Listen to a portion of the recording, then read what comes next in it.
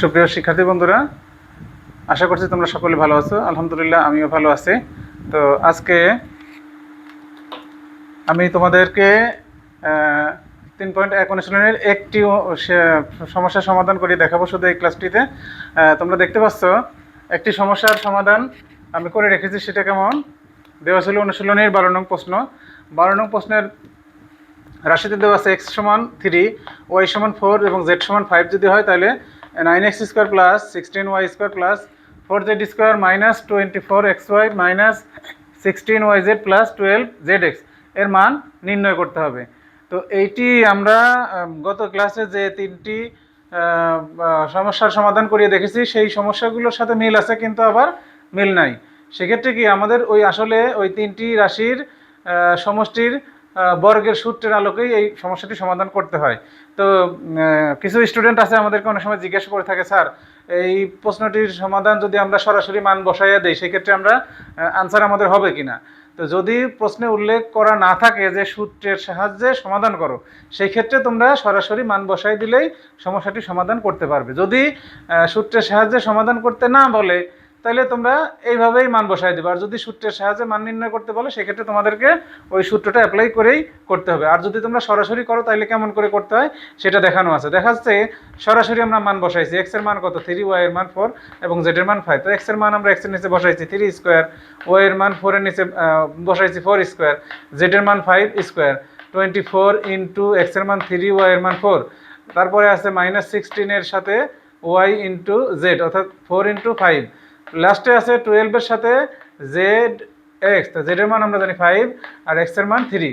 তো এখানে দেখো তোমরা তো জানোই যে 9 এর জায়গায় 9 আছে, 3 স্কোয়ার করলে 9, আর 16 এর জায়গায় 16, 4 স্কোয়ার করলে 16, 4 এর জায়গায় 4 আছে এবং 5 স্কোয়ার করলে আমরা কত পাই 25। আর এখানে আমরা একটু ভাঙি করছি যাতে একবারে তোমাদের বুঝতে সুবিধা হয়। 24কে আমরা রাখছি, প্রথমে 3 আর 4কে আমরা গুণ করে 12 বানাইছি। পরবর্তীতেও আমরা একইভাবে করছি, 16 এর জায়গায় 16 আছে, 4 ইন্টু 5 অর্থাৎ 20, 12 এর জায়গায় 12 আছে আর 5 ইন্টু 3 আমরা গুণ করে পাইছি 15। তোমরাও আশা করি এইভাবে ভেঙে ভেঙে করবা, তাহলে ভুল হওয়ার সম্ভাবনাটা একটু কম থাকবে। আর যদি একবারে করতে চাও সেক্ষেত্রে কিন্তু হঠাৎ ভুল হয়ে যাবে, তোমাদের মাথা কিন্তু নষ্ট হয়ে যাবে পরীক্ষার হলে। আর পরীক্ষার হলে একবার যদি একটা অঙ্ক ভুল হয়ে যায় সেক্ষেত্রে কিন্তু তোমরা পরবর্তী সমস্যাগুলো তোমরা জানো অঙ্ক ভুল করে ফেলবে। এই জন্য খুব ধীরে সুস্থে এবং একটু ভেঙে ভেঙেই করার চেষ্টা করো। তো 9 ইন্টু 9 আমরা 81, 16 গুণ করলে পাই 256, আর 4 ইন্টু 25 গুণ করলে আমরা পাই কত 100, আর 24 ইন্টু 12 গুণ করলে আমরা পাই 288 অর্থাৎ 288, আর এই দুটো গুণ করলে পাই আমরা 320 অর্থাৎ 320, আর 12 এবং 15 গুণ করলে আমরা পাই 180। তো এখন দেখো 1 2 3 4 5 6টা সংখ্যা মোট আছে, একটা দুইটা তিনটা চারটা সংখ্যার আগে প্লাস আছে, তাহলে এই প্লাস সংখ্যাগুলো আমরা যোগ করে পাইছি 617 এবং মাইনাসের সম্বলিত এই দুইটা রাশিকে আমরা যোগ করছি, যোগ করে পাইছি 608। এই দুইজনকে বিয়োগ করলে আমরা পাই 9। তো আমরা যদি এইভাবে না করি সেই ক্ষেত্রে আমরা সূত্রের সাহায্যে যখন করব তখন কিভাবে করব আমি সেটা তোমাদেরকে দেখাচ্ছি। এবং সূত্রের সাহায্যে করাটাই হলো দ্রুত হয় এবং নিরাপদ, ভুল হওয়ার সম্ভাবনা কম থাকে। সেক্ষেত্রে আমরা কি লিখবো 9x square plus 16y square plus 4z square minus 24xy minus 16yz plus 12zx। এখন দেখো, এখন এখানে খেয়াল করার জায়গা হচ্ছে এই দুটা এবং এইটা। তো সহজে মনে রাখার জন্য তোমরা এইটাকে টার্গেট করবে যে এখানে কি কি আছে।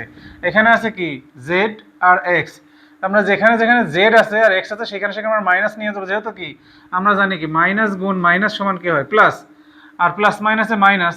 দেখো এখানে মিলে যাবে, তখন শুধু একটা যদি টার্গেট করো প্লাস আছে কোন রাশির সাথে, সেই প্লাসটাকে তোমরা দুটো মাইনাস ধরে নেবে, তাইলে হবে। তাহলে এখানে আমরা কি লিখবো 9 এর পরিবর্তে লিখবো 3, অর্থাৎ এই স্কোয়ারের সূত্র ফেলেছি আমরা। তো এই স্কোয়ারের সূত্র যদি হয় তাহলে কি -3x হোল স্কোয়ার প্লাস, আমরা তো বলেছি যে ওয়াইটাকে আমরা প্লাসই নেব, তাহলে সেক্ষেত্রে আমরা কি লিখবো 4y হোল স্কোয়ার, আর এখানে জেড এর জায়গায় আমরা নেব কি -2z হোল স্কোয়ার। এখন দেখো কি আমরা এই স্কোয়ার পাইছি, অর্থাৎ এ পাইছি, বি পাইছি এবং সি পাইছি। এখন আমরা এখানে বসাই দেবো প্লাস দিয়ে, সূত্র আমরা যেটা শিখছি 2 ইন্টু এ বি অর্থাৎ -3x ইন্টু 4y।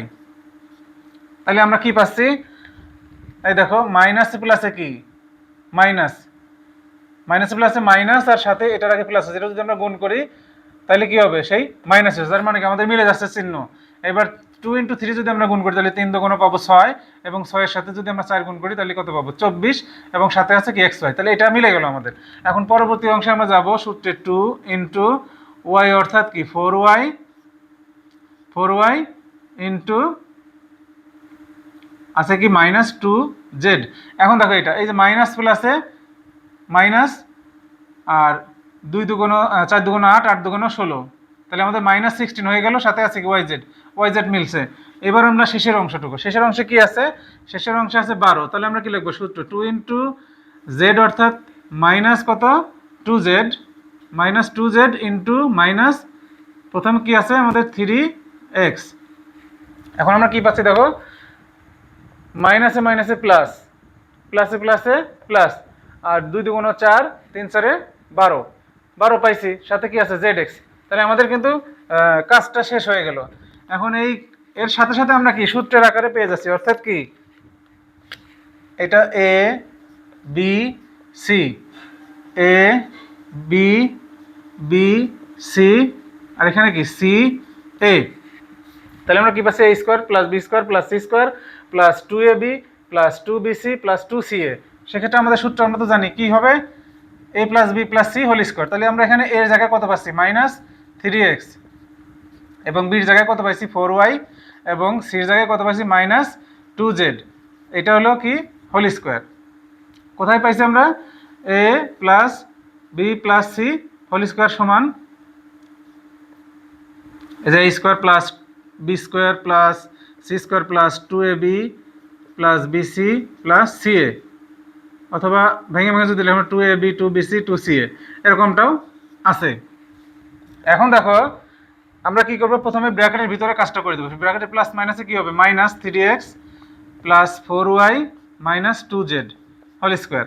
এখন যদি আমরা মান বসাই তাহলে মান বসালে আমরা কি পাবো, -3 গুণ x এর মান কত 3 প্লাস 4 ইন্টু এই y এর মান 4 মাইনাস 2 ইন্টু z এর মান কত 5, এখন আছে কি হোল স্কোয়ার। তাহলে এখন